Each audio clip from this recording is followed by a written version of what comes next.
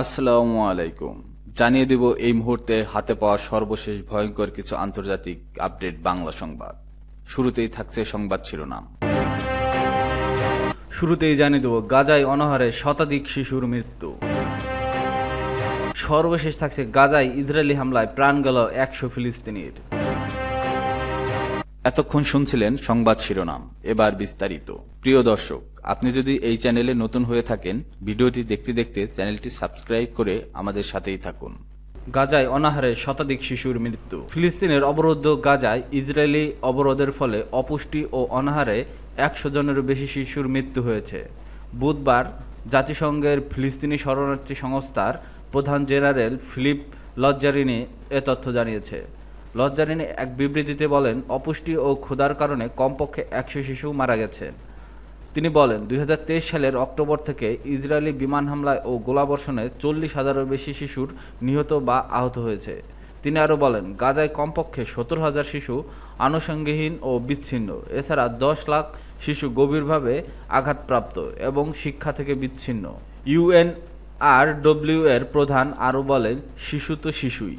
গাজাসহ এই শিশুরা যেখানেই থাকুক না কেন, শিশুরা মারা গেলে বা তা ভবিষ্যৎ থেকে বঞ্চিত হলে কারো চুপ থাকা উচিত নয়। গাজার স্বাস্থ্য মন্ত্রণালয় বুধবার জানিয়েছে, দুর্ভিক্ষ ও অপুষ্টির কারণে গত 24 ঘন্টায় 3 শিশুসহ আরও 8 জন মারা গেছেন।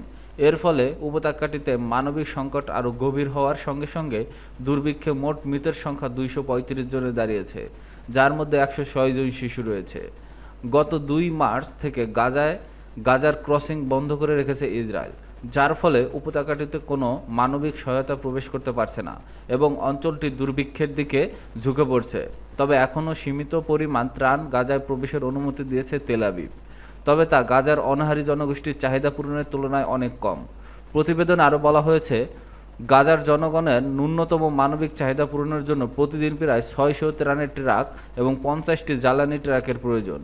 2023 সালের 7 অক্টোবর ইসরায়েলি ভূখণ্ডে ঢুকে অতর্কিত হামলা চালায় ফিলিস্তিনি প্রতিরোধ আন্দোলন হামাসের যোদ্ধারা। এদিন 1200 জনকে হত্যার পাশাপাশি 251 জনকে জিম্মি হিসেবে ধরে নিয়ে যায় তারা। হামাসের হামলার জবাব দিতে এবং জিম্মিদের মুক্তি করতে ওই দিন থেকেই গাজায় অভিযান শুরু করে ইসরায়েলি বাহিনী।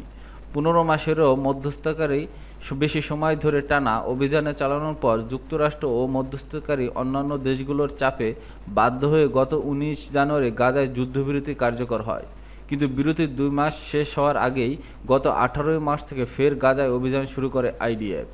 এছাড়া গত নভেম্বরে আন্তর্জাতিক অপরাধ আদালত গাজায় যুদ্ধাপরাধ ও মানবতাবাদী অপরাধের জন্য ইসরায়েলি প্রধানমন্ত্রী বেনিয়ামিন নেতানিয়াহু ও তার সাবেক প্রতিরক্ষামন্ত্রী ইয়োব গ্যালেন্টের বিরুদ্ধে গ্রেপ্তারি পরোয়ানা জারি করে। পাশাপাশি উপত্যকাটিতে আগ্রাসনের জন্য আন্তর্জাতিক বিচার আদালতে গণহত্যার মামলার মুখোমুখিও রয়েছে ইসরায়েল।